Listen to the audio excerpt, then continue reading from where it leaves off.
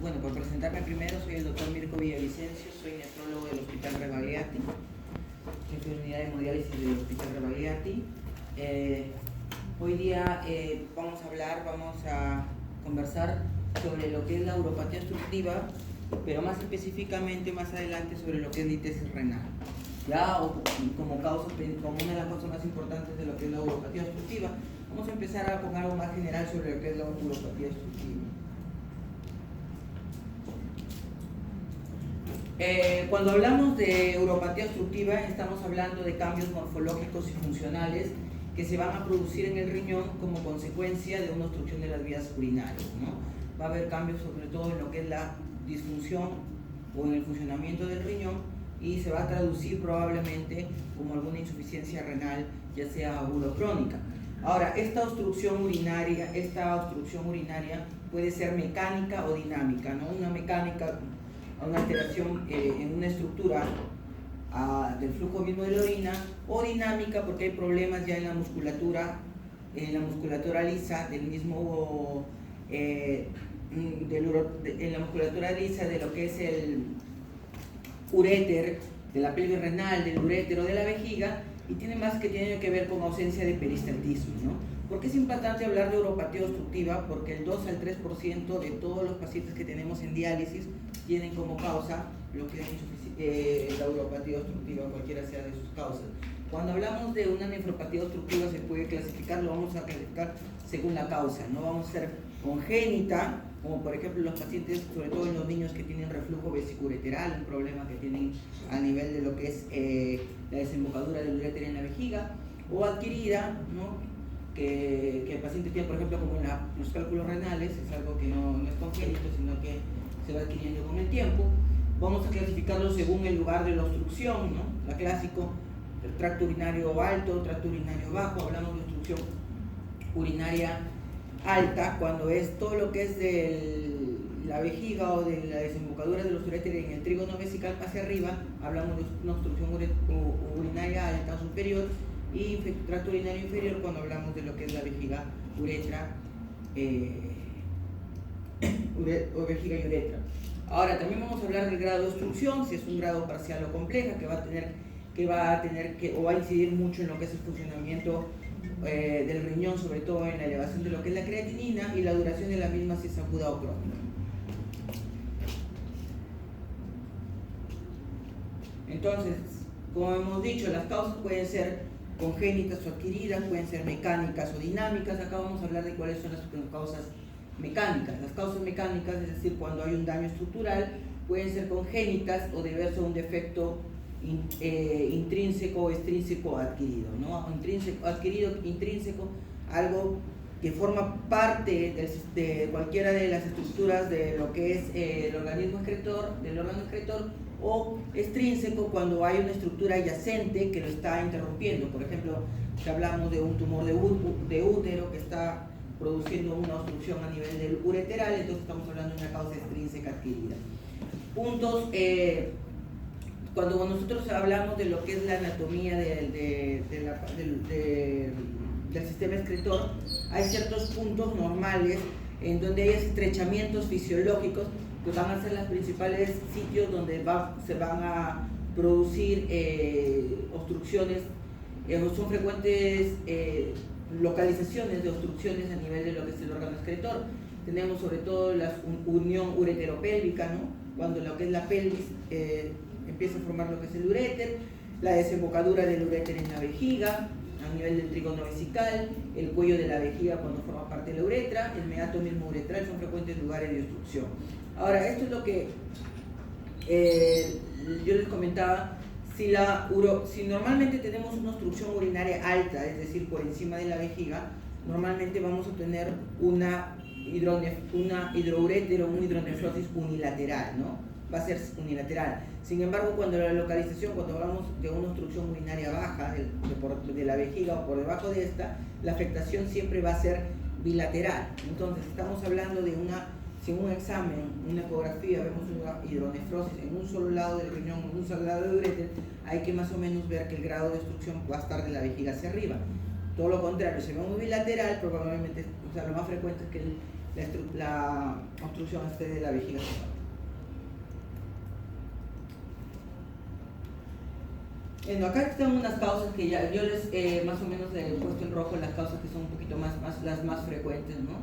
Las causas mecánicas, las congénitas, por ejemplo, les hablé de lo que es el reflujo vesicoureteral. Ocurre mucho cuando el uréter tiene una mala desembocadura muy hacia atrás, lo que le denominan el uréter retrocavo, la obstrucción de la unión uteropélvica. Congénitas, por ejemplo, también es muy frecuente que en la uretra normalmente cuando se desarrollan existen unas válvulas ureterales posteriores. Si persisten estas y no se han involucionado, probablemente causen una obstrucción congénita de la vía urinaria. Defectos intrínsecos adquiridos, por ejemplo, tenemos los cálculos renales que se producen internamente en la vía urinaria. Tenemos, por ejemplo, lo que son las estenosis ureterales. Defectos extrínsecos adquiridos, por ejemplo, cuando ya estamos, como les mencioné, es un órgano adyacente, como por ejemplo un carcinoma de útero, un carcinoma de colon, un carcinoma de recto. El útero también, cuando una paciente está embarazada, puede producir una hidronefrosis bilateral, una hidronefrosis unilateral por la posición del útero que comienza a obstruir un poco la vía urinaria. Es un efecto extrínseco. Y hay una enfermedad que se llama fibrosis retroperitoneal que se encarga de más o menos envolver a los uréteros, y también puede ser una causa frecuente de un defecto extrínseco activo. Entonces, hay diferentes causas que hay que ver cuando un paciente tiene una uropatía obstructiva. Entonces, pero la más frecuente, como saben, la causa más frecuente de obstrucción urinaria es la hiperplasia prostática benigna, ¿no? Esto es importante para que lo tengan en cuenta. Siempre que tengan una hiperplasia prostática benigna, está por debajo de la vejiga, entonces la afectación va a ser bilateral, ¿ya? Entonces, de acuerdo a la edad del paciente, ¿no? Hay que pensar que es una hiperplasia prostática benigna. Pero esto me gusta más aquí, que también lo tengan en cuenta. Sin embargo, si nosotros encontramos una hidronefrosis o un hidrouréter en una mujer, siempre nos obliga a descartar que haya una etiología tumoral, o sea que el paciente puede tener un tumor de órgano pélvico. Muchas veces nos encontramos o diagnosticamos un cáncer de ovario o un cáncer de útero solo porque incidentalmente o accidentalmente hicimos una ecografía abdominal y por ahí se encontró una hidronefrosis. Entonces, si encuentran una hidronefrosis que no tiene explicación en una mujer, siempre es importante descartar tumores de órganos pélvicos, ¿no? Los que llevan sus mismas rotaciones que han tenido por hospital habrán visto la cantidad de mujeres con cáncer de útero o la cantidad de varones con cáncer de próstata que llegan a hacer uropatía obstructiva, ¿no? Es muy frecuente en época de cáncer. También existen causas iatrogénicas, o sea, hechas por el personal de salud, como por ejemplo un mal sondaje vesical, con lesiones vesicales y uretrales durante las intervenciones quirúrgicas. Eso también es una causa frecuente de obstrucción urinaria y iatrogénica. Cuando le da a un paciente con un tipo de cáncer pélvico le indicamos lo que es radioterapia, muchas veces se produce lo que se denomina pelvis congelada, se comienza a fibrosar, retraer todo lo que es los órganos pélvicos, y eso hace que se produzca una obstrucción urinaria, ¿no? Por consecuencia de lo que es la radioterapia. Entonces, cuando hablamos de causas dinámicas, la más frecuente es la vejiga neurogénica, ¿no? La vejiga neurogénica, por ejemplo, que vemos en el paciente diabético. En el paciente diabético no es un problema de que algo esté obstruyendo, sino es un problema mismo de la contracción muscular, probablemente una hipotonía muscular producto por una mala inervación en los pacientes diabéticos que tienen esta neuropatía autonómica. También podemos en los niños, el reflujo vesicoureteral también es una causa funcional, como hemos mencionado, cuando el uréter, cuando desemboca en la vejiga, no se ha desarrollado de la manera más normal este meato, entonces se produce un reflujo vesicoureteral. En lugar de cerrarse, se mantiene abierto, y la orina que se encuentra en la vejiga, al aumentar la presión intravesical, pasa al riñón en lugar de excretarse. Y esta es la causa, el reflujo vesicoureteral es la causa más frecuente de uropatía obstructiva en niños, y es la causa más frecuente de que los pacientes vayan a diálisis, por encima incluso de la glomerulopatía, ¿ya? El reflujo vesicoureteral cuando ocurre en los niños. Cuando hablamos de ¿qué le ocurre cuando hablamos de dos tipos, ¿no? De acuerdo al tiempo en que se ha instaurado? Puede instaurarse de una manera aguda, bruscamente, ¿no? De un momento a otro hubo una obstrucción, un cálculo se descendió, obstruyó, O puede ser que, por ejemplo, una próstata que ha ido creciendo lento, produce una obstrucción urinaria crónica, ¿no? En este caso vamos a hablar de obstrucción urinaria aguda. Cuando una obstrucción, se produce una obstrucción, digamos, una piedra obstruyó algún tipo de uréter, se va a ver un aumento de todo lo que es la presión a nivel hacia atrás, ¿no? Va a haber desde el punto de donde está la obstrucción hacia atrás, o sea, va a haber un aumento de la presión.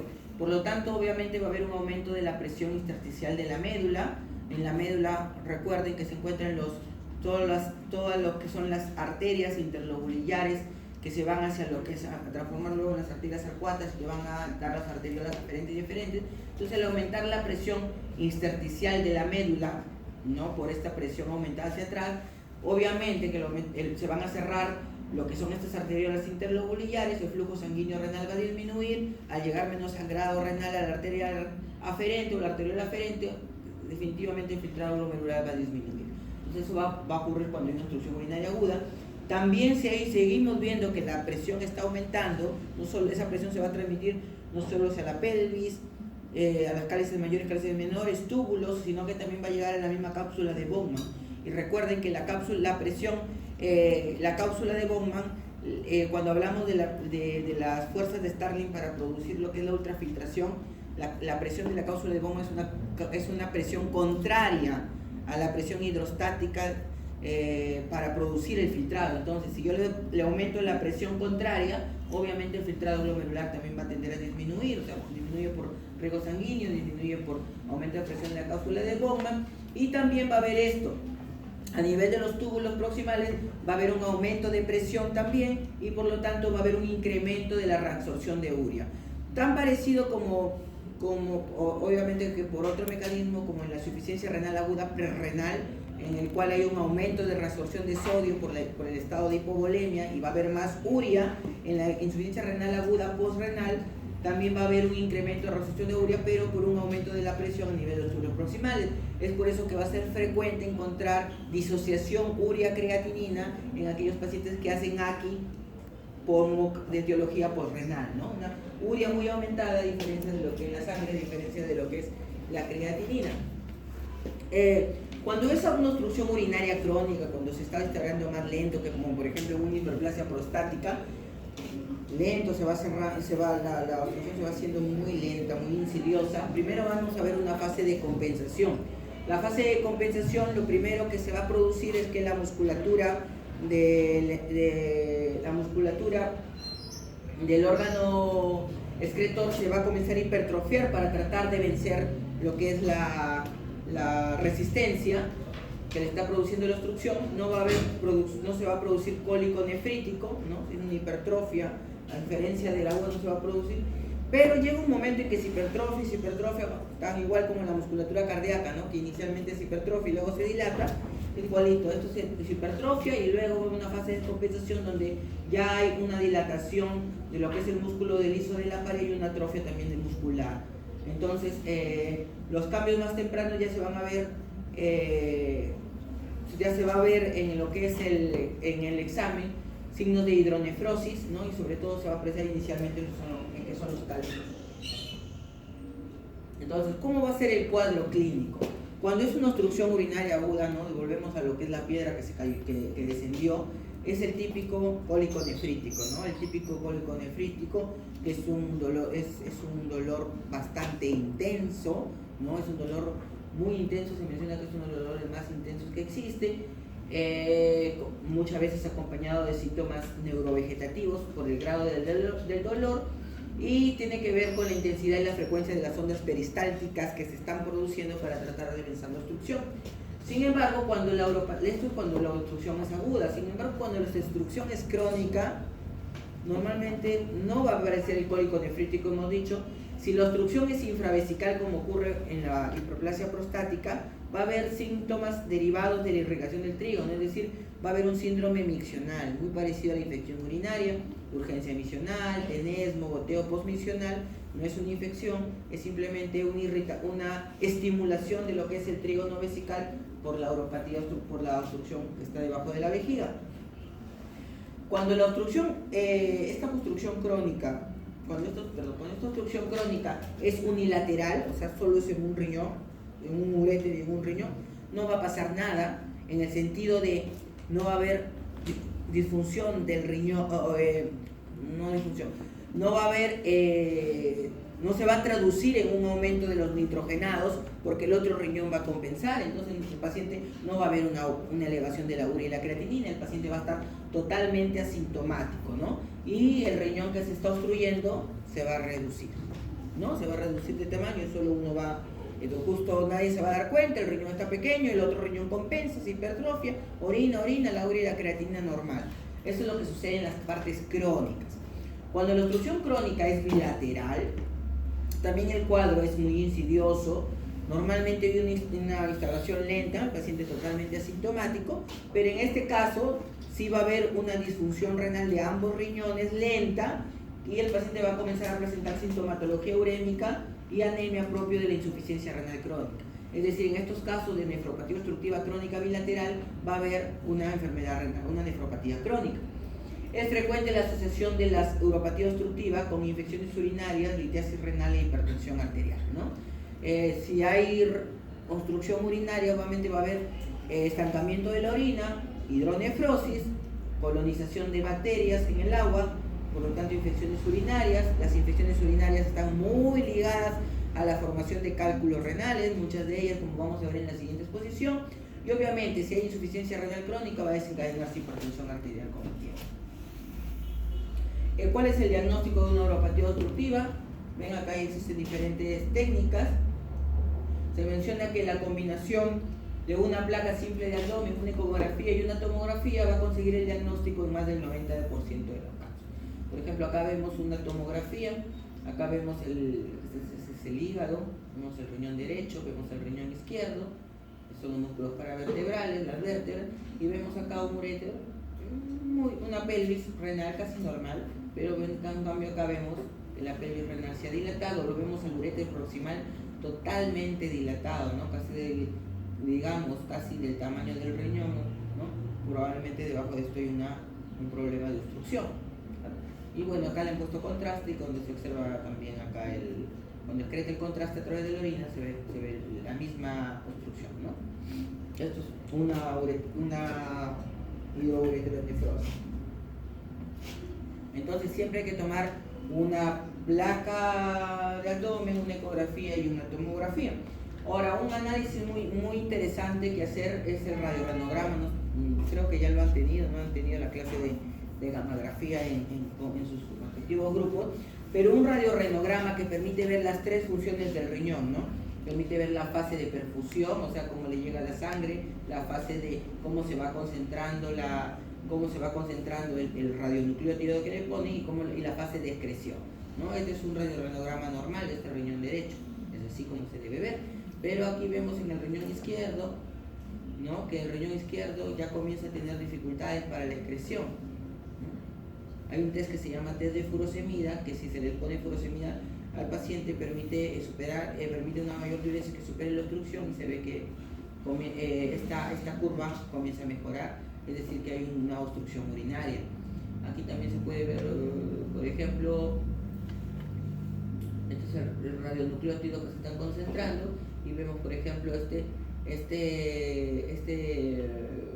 riñoncito que está acá, en este caso sería, este riñón es el izquierdo y este es el derecho, ¿no? El riñón derecho está si lo tomáramos así, siempre es como si se lo viéramos de la fase posterior, siempre el radiorrenograma. El riñón derecho ya está, por ejemplo, eliminando, ¿no? Y está llegando a la vejiga, sin embargo el riñón izquierdo no elimina, ¿no? Vamos acá, el riñón derecho ya se está limpiando, porque ya está evacuando la vejiga, el riñón izquierdo sigue sin evacuar, incluso se ve acá cómo se concentra como un tipo de hidronefrosis, acá, mientras que el otro riñón ya terminó de limpiarse. Entonces es un hallazgo de una urografía, de una uropatía obstructiva, ¿no? Es importante el radiorrenograma también. El tratamiento, ¿no? Cuando nosotros tenemos un paciente con uropatía obstructiva, lo más importante va a ser, obviamente, si el paciente está con el dolor, controlar el dolor, eliminar la obstrucción y controlar la infección. Hemos dicho que está muy asociado muy frecuente a lo que son las infecciones urinarias. Entonces lo más importante de una neuropatía obstructiva es eliminar la obstrucción, ¿no? Eliminar la obstrucción. Entonces, eso es lo que se tiene que hacer. Entonces, el abordaje del dolor puede ser con analgésicos, con espasmolíticos asociados. Esto es, si una obstrucción urinaria completa es una emergencia. Por lo tanto, debe buscarse una salida para la orina a través de procedimientos, ¿no? Esto es importante, ¿por qué? Porque cuando nosotros sabemos que una insuficiencia renal aguda, postrenal, conforme va pasando, conforme uno se demore en desobstruirlo o cree una vía donde haya un drenaje de la orina que se está acumulando, probablemente este paciente quede con una secuela de enfermedad renal crónica. Recuerden que por guía del rifle tenemos hasta 4 semanas para que esa creatinina regrese a la parte basal, si no ya quedaría con alguna enfermedad renal crónica. Entonces, mientras más rápido atendamos, igualito que la prerrenal, ¿no? Si el paciente está deshidratado y es una prerrenal, mientras más rápido lo hidrate, esa creatinina va a bajar. Esto es igualito. Mientras que yo le consigo una salida a la orina, más rápido, ¿no? Si tengo un problema prostático, lo sondearé, le haré una sonda vesical. Si la obstrucción urinaria es alta, por encima de la vejiga, no me va a servir nada sondearlo. Tendría que ponerle una nefrostomía, o sea, un catéter directamente en lo que es el riñón o a través del uréter, pasearé si hay alguna obstrucción y le pondré un catéter dirigido por dentro, endoureteral, hacia lo que es la pelvis renal para que pueda salir la orina. ¿Ya? Esto también es importantísimo, hoy día justo lo hemos visto con sus compañeros, ¿no? La liberación, cuando una vez que ustedes desobstruyen su riñón, ¿no? Una vez que ustedes desobstruyen su riñón, el paciente va a entrar en una fase de poliuria, ¿no? El paciente va a comenzar a compensar, va a entrar en una fase de poliuria. ¿Y qué pasa si una poliuria ustedes no lo corrigen? El paciente va a deshidratarse, el paciente va a hipotensarse. ¿Y qué pasa si ese paciente se deshidrata o se hipotensa? Hace una nueva insuficiencia renal aguda prerrenal, ¿no? O sea, ya no posrenal porque ya se desobstruyó, pero va a ser prerrenal porque se ha deshidratado. Y también es importante ver, por ejemplo, alteraciones electrolíticas del potasio. Si haces poliuria, lo más probable es que encuentres tiendes a ir a la hipocalemia. Entonces hay que reponerle potasio, en este caso ya, si el paciente lo necesita. Y le comentaba porque, por ejemplo, teníamos una paciente que hemos visto hoy día de cáncer de útero, ¿no? Una paciente con cáncer de útero que requirió hacer diálisis porque su creatinina subió hasta 17, su urea subió hasta 290. Entonces, mientras que esperaba la tomografía y la cita de la nefrostomía a los 4 días, tuvieron que hacerle diálisis para salvarla de la emergencia. Una vez que le pusieron la nefrostomía, la paciente comenzó a orinar 5 litros, y de aporte le han estado dando 1,5 litros, pues ha estado con unos balances negativos de 3,500, 3,800, 3 días ha estado con balances negativos de más de 3 litros. Entonces, lo que tú ya esperas, que el paciente ya orina, ya te esperas que esté depurando, ¿no? Ya esperas que el paciente ya esté... Porque recuerden que cuando uno desobstruye, lo primero que se recupera es la diuresis y luego lo que se recupera es la depuración, o sea, la urea, la creatinina. Pero en esta paciente ya va pasando ya 6 días y no depura, la creatinina se ha quedado en 8, 9, la urea se ha quedado en 140, por ahí. Y es probablemente porque esta ha hecho una ira prerrenal porque ha estado teniendo 3 días balance, o sea, teniendo un balance de menos 9 litros en 3 días de balance.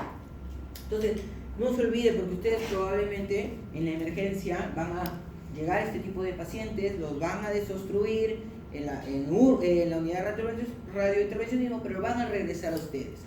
Entonces ustedes van a ver si está orinando, van a ver cómo está su potasio, van a ver si le tienen que reponer. Entonces siempre hay que reponerle lo que está orinando a un paciente que está con una poliuria. El pronóstico, como le he mencionado, va a depender de la altura, del tiempo y de la intensidad de su obstrucción, ¿no? Y es marcado por la presencia eventual de infecciones. Obviamente que si nosotros nos demoramos en desobstruir, lo hacemos más lento, entonces probablemente se demore en recuperarse esta uropatía obstructiva o esta insuficiencia renal. Y obviamente si sobre esta uropatía obstructiva nos da una pielonefritis o una infección urinaria, ya le agrego otra insuficiencia, o sea, otra causa de insuficiencia renal, entonces también va a ser más lento el pronóstico. Lo bueno es esto, de que si el paciente es tratado a tiempo, el pronóstico es excelente. en pocos días, digamos en semanas, el paciente llega a tener que su creatinina basal casi normal, ¿no? Y la recuperación funcional, acá como digo, suele ser la norma si la desobstrucción no se demora más allá de 4 semanas. Entonces, consejo, cuando ustedes tengan un paciente con una con una uropatía obstructiva y tengan que hacerle, si la es baja, tienen que sondearlo lo más rápido posible, ¿no? No tienen que estar esperando que venga el urólogo. Hay palpan globo vesical, le sustituyen. Y si es un paciente que requiere una nefrostomía, no le vayan a estar dejando al paciente, no la que nos hemos acostumbrado. El paciente quiere una nefrostomía, que el técnico lo lleve, al técnico no le hacen caso, le dan la cita para dentro de 10 días o una semana, eso pasa. No, ustedes mismos como internos o como residentes llevan su notita, hablan con el radiólogo intervencionista que necesitan urgente, le explican por qué es la importancia y bueno, lo resuelven rápidamente en 2 horas. Y el paciente les agradece porque no va a tener enfermedad renal crónica y probablemente más adelante diálisis. Ahora vamos a ver lo que es litiasis renal, ¿no? La litiasis renal es un tema bonito, es un tema interesante, principalmente porque de todas las enfermedades que hablamos, normalmente siempre agarran los extremos de la vida, ¿no? Siempre hablamos de niños o siempre hablamos de adultos mayores, pero la litiasis renal es interesante porque la década en la que va entrando o la que va apareciendo principalmente en la tercera década, es decir, aparecen en adultos, ¿no? De 30 a 40 años. Es una edad en la que es raro que existan unas enfermedades, pero justo la litiasis renal es donde va ahí. Entonces, tiene ciertas características la litiasis renal. Primero, que es una enfermedad frecuente, 3 a 4% de la población. Es de predominio masculino, casi 4 hombres por cada mujer, ¿no? Y como he mencionado, se presenta durante la década de la vida, y esto también es importante, que es recurrente o es recidivante. A los 5 años del paciente haber tenido un cálculo renal, la mitad de los pacientes vuelven a presentar otro cálculo renal. De ahí indica o de ahí deriva que, como vamos a ver más adelante, el tratamiento principal de la litiasis renal es prevenir la formación de cálculos, no eliminar los cálculos. Entonces, otra cosa es importante, que hasta 1/3 de los pacientes que tienen litiasis renal tienen algún familiar en grado ascendente que también ha tenido litiasis renal, ¿no? Entonces eso es importante, es masculino, es tercera, cuarta década de la vida, alta recidiva, y el 30% de los pacientes tienen un familiar. Entonces, los cálculos se clasifican según su etiología. Los más frecuentes son estos, los de oxalato de calcio. Los de oxalato de calcio casi más o menos son un 70 o un 80% de todos los cálculos. Ya los cálculos de calcio en general son el 90%, pero del oxalato de calcio casi llegan al 80%, es lo más frecuente. También tenemos los de fosfato cálcico, en un porcentaje menor.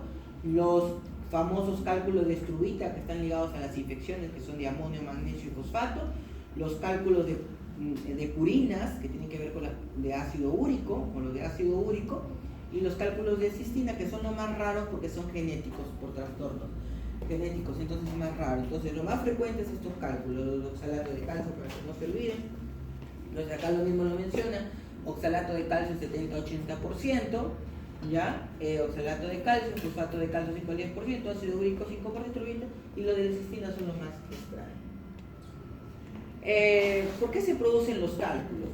¿Ya? ¿Qué son los cálculos renales? Los cálculos renales no es otra cosa que una estructura cristalina, un cristal cualquiera, un soluto de un cristal cualquiera, que se agrega o se adhiere a una matriz orgánica o una mucoproteína, ¿ya? Entonces, estas estructuras cristalinas o estos solutos que se adhieren, normalmente se encuentran en la orina, pero están en un estado de equilibrio, ¿no? Están en un estado de equilibrio. Entonces, es un estado de solvente, soluto, solvente, está en un estado de equilibrio para que no se forme cálculo. Entonces, cuando se rompe este equilibrio entre solubilidad y precipitación de sales, es que se forman los cálculos renales. Y hay 4 condiciones en las que se puede dar. Un ejemplo es por aumento de solutos, o sea, en la misma orina, al mismo túbulo renal, le está llegando más soluto, más cristal, más mineral. Por ejemplo, puede ser que le llegue porque en la sangre hay más mineral o porque la orina, pues tú sabes que si todo lo que se filtra en el túbulo proximal se reabsorbe, pero si tú tienes un problema en el túbulo proximal para reabsorber, se va a quedar en la orina, entonces puede ser un problema sérico o puede ser un problema tubular, digamos, así. Entonces, un aumento de solutos, por ejemplo, cuando un paciente tiene una hipercalcemia, ¿no? Cuando tiene mucho calcio en la sangre, por ejemplo, es un paciente que tiene un cáncer, ¿no? Tiene mucho un mieloma, tiene mucho calcio en la sangre. Por ejemplo, cuando un paciente tiene mucho ácido úrico en la sangre, los pacientes que son sometidos a quimioterapia, rompen células, el ácido úrico se acaba por todo lado, se filtra en la orina, se forma cálculo. Entonces, una de los criterios es que haya mucho soluto, más de lo que lo puede disolver, como si tuviera un vaso de agua y yo le echo mucho azúcar, ¿no? No lo puedo, demasiado soluto, no se disuelve tanto. Modificación del pH urinario, es decir, si el pH urinario yo lo hago muy ácido o muy básico, normalmente puede haber tendencia a que se cristalice, ¿no? La mayoría de cálculos, sobre todo los de oxalato de calcio, los cálculos de ácido úrico, se forman con pH ácido. Por lo tanto, uno de los tratamientos es alcalinizar la orina. Son los únicos o los pocos cálculos que se producen a pH básico son los de fosfato de calcio, que son el 5%, pero la mayoría de cálculos casi no se producen con un pH ácido. Entonces, el otro criterio es que haya una disminución de los inhibidores de la cristalización, ¿ya? Es decir, dentro de la orina tenemos unos inhibidores que se encargan de que estos solutos no se agreguen a esta mucoproteína, no se agreguen, se encarga de inhibirlos, disgregarlos. Por ejemplo, uno de los más conocidos es lo que es el citrato, ¿no? Cuando el paciente tiene poco citrato en la orina, no hay este inhibidor y por lo tanto se van a tender a agregar. Lo otro y el último criterio es que haya una disminución del volumen urinario, un paciente deshidratado, que está produciendo poca orina, o hay un tipo de obstrucción urinaria que esté produciendo un éxtasis urinaria. Es decir, el flujo de la orina se demora o se enletece por alguna obstrucción, ¿no? El que haya uno o más criterios te pueden hacer un desequilibrio y producir lo que es litesis renal. ¿Hasta qué hora tenemos? 3:30. Entonces, ya sabemos el cólico nefrítico. Cuando una litesis renal, lo más importante es el cólico nefrítico, cuando el dolor es agudo, ¿ya? Hay unos cálculos como los que son grandotes, sobre todo los de Struvita, que forman los litiasis coraliforme, que no producen dolor, no producen el cólico nefrítico.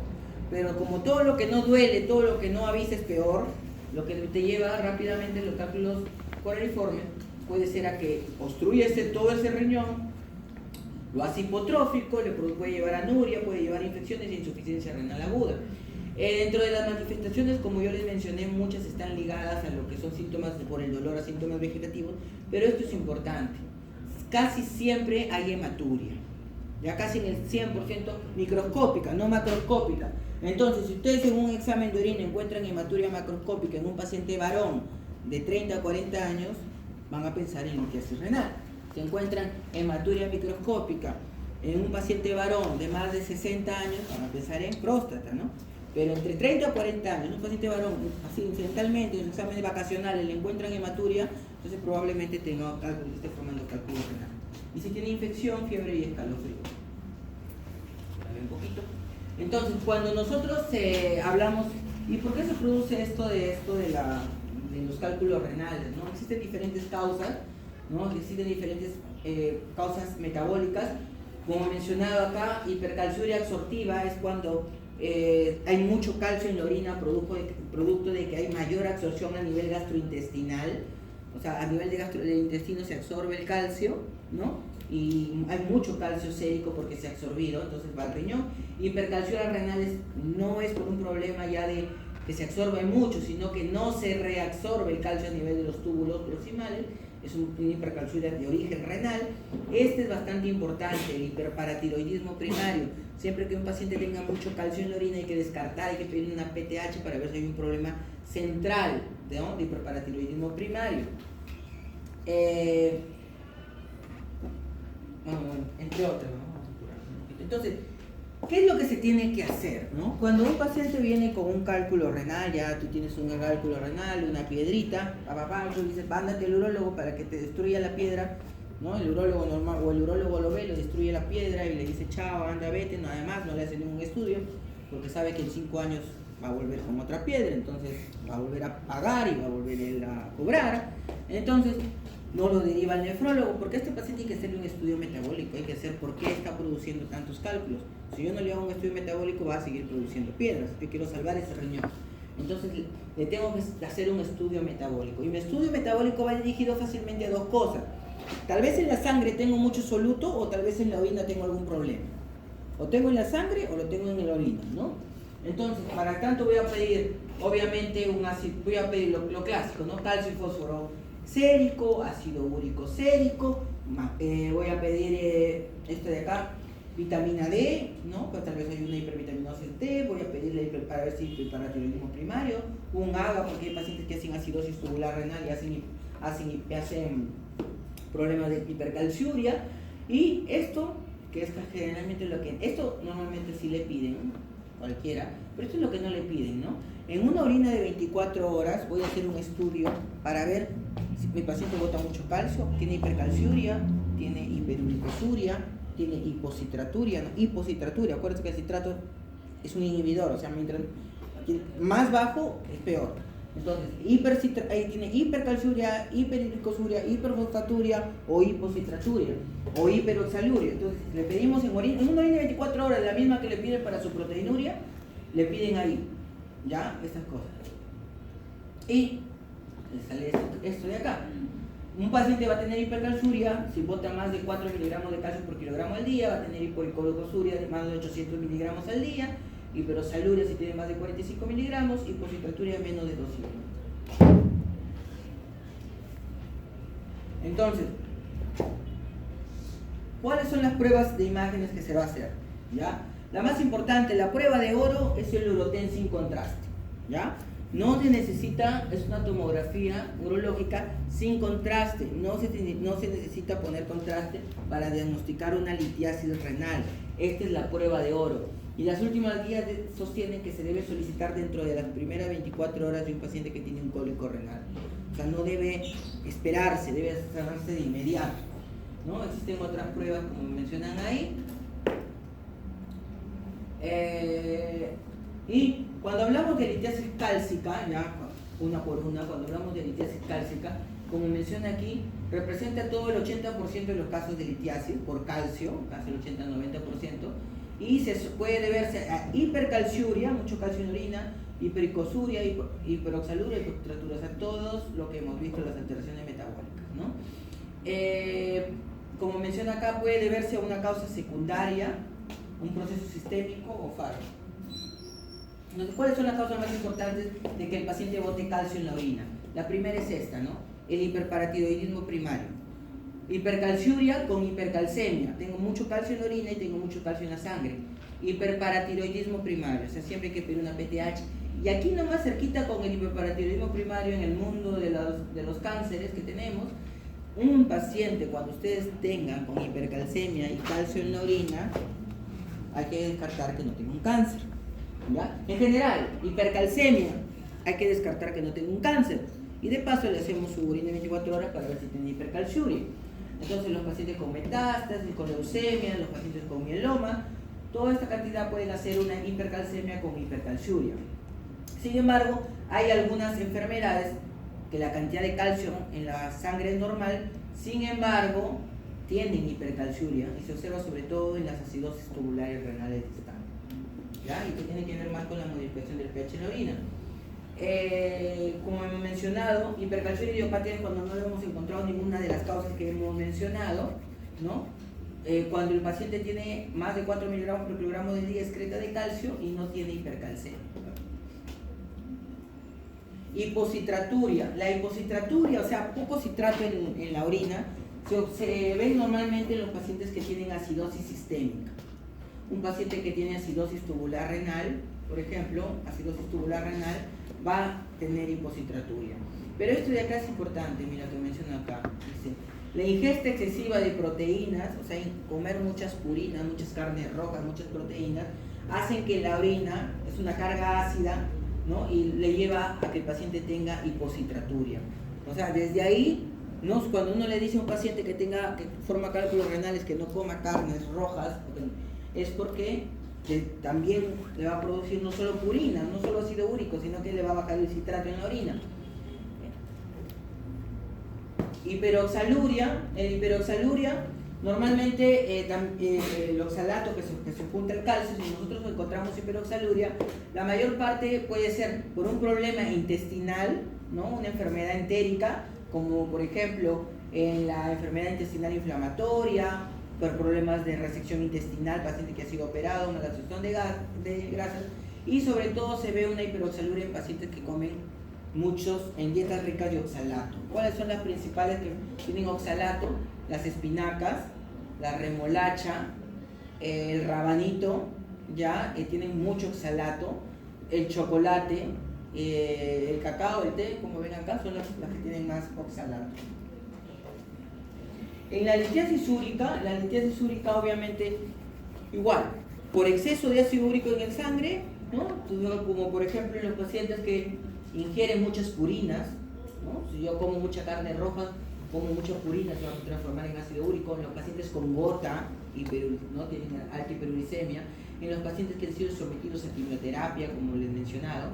Sin embargo, puede ser que yo tenga pacientes con ácido úrico normal, tanto en la sangre como en la orina, pero si tengo un pH ácido, de todas maneras, el pH, que era la segunda condición, le va a favorecer a que se formen cálculos de ácido úrico. Así yo no tenga hiperuricemia, así yo no estemos eliminando mucho ácido úrico por la orina. Bueno, esto es la estrubita, ¿no? Formado por fosfato, amonio y magnesio, la etiología de la litiasis infecciosa o litiasis coraliforme, y en lo cual que se están involucrados los gérmenes, sobre todo lo que son los proteus, la pseudomonas, klebsielas, que tienen una ureasa que se encarga de degradar la urea formando lo que es el amoníaco y formando los cristales de amonio, ¿no? Amonio fosfato. Entonces, ¿cómo es el tratamiento médico? Para finalizar, son las 3:30. El tratamiento médico va a la prevención, ya les he mencionado, ¿no? Para nosotros los nefrólogos, el tratamiento no se debe quedar en extraer el cálculo, sino en hacerle un estudio metabólico para poder orientarlos y ponerle un tratamiento y prevenir la formación de nuevos cálculos. Entonces, el tratamiento, siempre se debe dar un tratamiento dietético en todos los tipos de pacientes, ¿ya? El tratamiento dietético es importante.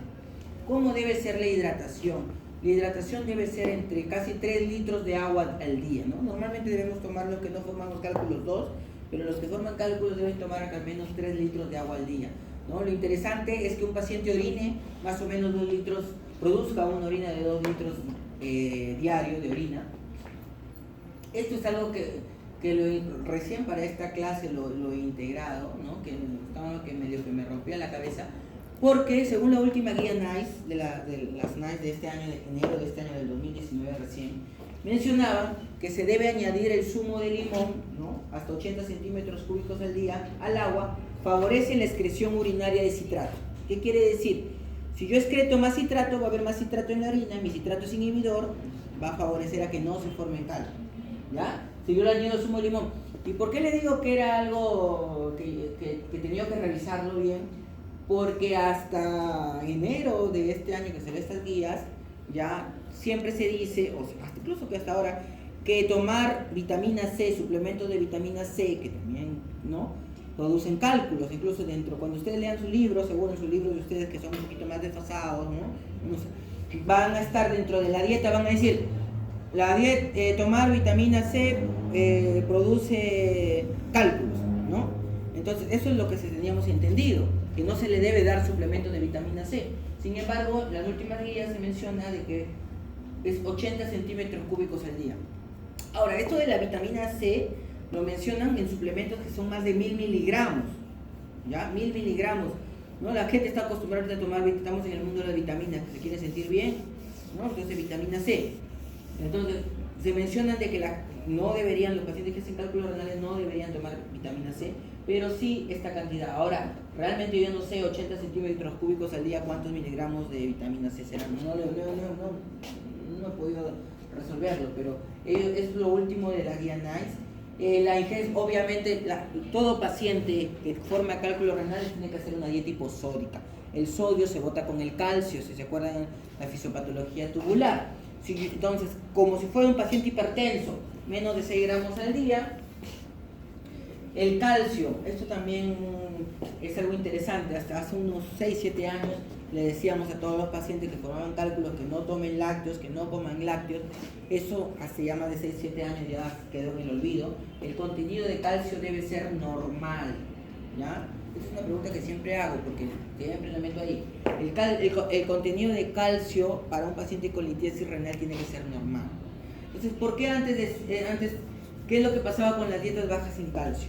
A nivel intestinal, el calcio se queda con el oxalato, ¿no? A nivel intestinal, el calcio, igual que a nivel de urinario, cuando se encuentra el calcio y el oxalato, se juntan.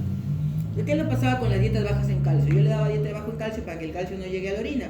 Pero ¿qué pasaba al nivel del intestino? Apenas se juntaba con al darle poco calcio, si yo le doy un calcio normal, se queda con el oxalato y se va con las heces. Pero yo al darle bajo calcio, ¿qué hacía? De que el oxalato se quede presente, no se vaya en las heces y se absorba más. Finalmente ese oxalato llegaba al riñón y formaba cálculos. Es por eso que ahora no dicen, no, el contenido de calcio debe ser normal. Obviamente que las proteínas deben ser bajas, no comer purinas, bajo en carnes. Los pacientes que forman cristales de oxalato no deben las dietas van a ser bajas en oxalato, no pueden comer espinacas, no pueden comer rabanito, no pueden comer chocolate. Y obviamente que los que tienen ácido úrico no pueden comer estas cosas ricas que están acá. Y para el tratamiento, ¿no? Cuando tenemos un paciente con hipercalciuria, ¿ya? Es importante el uso de las tiazidas, ¿no? La hidroclorotiazida, que es un diurético que lo utilizamos para la diuresis, si ustedes se acuerdan por ahí, tiene un uso a nivel de lo que es las litiasis que son de calcio. ¿Por qué? Porque la tiazida te hace ingresar calcio de la orina a la sangre. Entonces disminuye la cantidad de la concentración de calcio a nivel tubular. Entonces es importante darle tiazida a los pacientes, también darle citrato de potasio, ya, porque recuerden que cuando hay bajo citrato también se forman las cristales de calcio. Cuando un paciente tiene hipocitraturia, obviamente le vamos a dar citrato de potasio, el famoso urocitk. Si el paciente tiene hiperuricosuria, o sea, mucho ácido úrico en la orina, recuerden lo primero es alcalinizar la orina. pH ácido, cálculo de ácido úrico. Entonces el pH lo vamos a hacer más alcalino, le vamos a dar su citrato de potasio para alcalinizar la orina, y si tiene mucho ácido úrico en la orina también le vamos a dar alopurinol. En los cálculos de estrubita, que son los coraliformes, vamos a tratar de darle antibióticos porque probablemente están muy ligados a antibióticos y vamos a tener que derivar al urólogo para que le haga algún tipo de manejo de eso. Entonces, ¿cómo es el tratamiento del cólico nefrítico? Obviamente que es hidratación, antiinflamatorios, ¿ya? Si bien es cierto, los antiinflamatorios pueden producir insuficiencia renal, ¿no? Que ya la han visto, insuficiencia renal. Cuando un paciente tiene un cólico nefrítico, ya se han visto, algunos urólogos han opinado, es importante empezar con el uso de antiinflamatorios, pero por un corto periodo. 3-5 días de antiinflamatorios permite que esa inflamación que ha tenido la obstrucción del uréter se desinflame y favorece la obstrucción de lo que son los cálculos renales. Para el dolor también se puede dar opioides. Ya no se da antiespasmódicos, esto es nuevo también, en mi anterior diapositiva decía antiespasmódicos. No se dan antiespasmódicos, antes le dábamos Suplidan, Suyosina, Subuscapina, eso ya no se da. Y hay que buscarle esto, ¿no? La derivación de la antifrostomía cutánea, percutánea y cateter doble fase. Es otra cosa que vamos a comentar ahorita antes de irnos. Cuando nosotros tenemos un cálculo renal, lo partimos así, ¿no? Todo cálculo menor de 5 milímetros normalmente se expulsa solo con agua. Agua. ¿Ya? Todo cálculo más de 1 centímetro, o sea, de 10 milímetros, tiene que pasar al urólogo porque le tiene que hacer litotricia. ¿Ya? Menos de 5, solo agua, tranquilo, lo observamos. Más de 10. Entre 5 y 10 milímetros, ahí está la cosa, porque dicen que el 50% se puede eliminar, sobre todo si el cálculo está en el uréter distal, con el proximal y con el medio más difícil. Pero un 50% no se puede eliminar, o sea, todavía va a quedar. Entonces se hace un tratamiento de observación, ¿no? Yo le doy la medicación para que expulse en 3 meses, le doy un periodo de 3 meses. Si es que no lo he expulsado, lo derivo a lo que es el urólogo. ¿Ya? Entonces acá dice, los cálculos menores a 10 milímetros, sobre todo los ubicados en el distal, pueden ser expulsados con tansulosina, ¿no? La tansulosina es un alfa bloqueador, va a permitir la relajación del músculo liso ureteral y va a favorecer la expulsión. Entonces no se olviden de este alfa bloqueador, para la litis renal es muy importante. Y vamos a derivar con el urólogo, obviamente, los cálculos mayor de 1 centímetro de todas maneras, ya lo que les he dicho, pacientes que tienen un dolor intratable, pacientes que tienen cálculos con sepsis urinaria, porque hay que eliminar el cálculo, si no la sepsis les gana, los pacientes que ya tienen insuficiencia renal, obviamente los pacientes que solo tienen un riñón. Cualquier sea el tamaño del cálculo en un paciente que solo tiene un riñón, hay que hacerle la litotricia, hay que obstruir. Y esto también es importante, el tratamiento urológico, el paciente rápidamente, después de restaurar el cólico nefrítico, a las 48 horas debe ser evaluado por un urólogo, y probablemente el urólogo le tiene que aplicar esta cosita que se llama litotricia, ¿no? La litotricia puede ser extracorpórea, que son una colocación de ondas, es como cuando hacen una ecografía, transmite ondas, unos impulsos, esos impulsos se transmiten, viajan las ondas directamente a lo que es la piedra, lo fragmenta y se termina expulsando. Esta es la litotricia que es la litotricia percutánea, también puede ser una litia endoscópica a través de un stent o un stent en J. El uréter lo meto por la uretra, llego al uréter, veo la obstrucción, también le mando una presión, ¿no? Normalmente la litotricia se hace con cálculos entre 1 centímetro y 2 centímetros, 10 milímetros y 20 milímetros. Si los cálculos son más de 20 milímetros, ya tienen que hacerle algún tratamiento de una cirugía, un tratamiento quirúrgico. Lo que se está abogando, desde que decían de que el urólogo a las 48 horas debería hacer una litotricia al paciente, es evitar el uso de stent antes de la litotricia y después de la ureteroscopía, ¿no? Antes, ¿qué se pasaba? Se hacía, como hay que hacerle un drenaje al paciente para que no haga, desobstruirlo rápidamente, ¿se acuerdan que le dije una obstrucción? Hay que desobstruirlo rápidamente, hay que ponerle una nefrostomía. Entonces, de todas maneras, dejan un stent ahí, se puede infectar, el paciente tiene infecciones urinarias, más cálculos. Entonces, lo que ellos aconsejan es que rápidamente, en 48 horas, incluso se están promoviendo las unidades de litotricia dentro de la emergencia para tratar de evitar esos stents e infecciones urinarias. Se va a hacer nefrolitotomía, o sea, una cirugía abierta, en los cálculos mayores de 2 centímetros, en los cálculos enormes coraliformes y, bueno, en los cálculos que son resistentes a litotricia. Esto es, por ejemplo, lo que es una litotricia, ¿no? Estas son las ondas con las que va a desobstruir. Esta es una uteroscopía, no meten directamente, meten una sonda, se lo destruyen y esto es por abajo, ¿no? Por la través de la uretra, como una endoscopía uretral, ¿no? Uretral. Cálculo, a veces lo rompen con una canastilla, lo van sacando. Son formas de tratar. Entonces, lastimosamente ahora tenemos dos clases, no creo que va a haber tiempo para preguntas, pero lo importante es lo que quiero que les quede en mente fue lo que una vez les dije a los urólogos, ¿no? Que el tratamiento de una litiasis renal siempre es dominio del nefrólogo y solo a veces es dominio del urólogo, ¿ya? Entonces, siempre que tenga un paciente con litiasis renal, cualquiera de las especialidades, siempre tienen que llevarlo a un nefrólogo.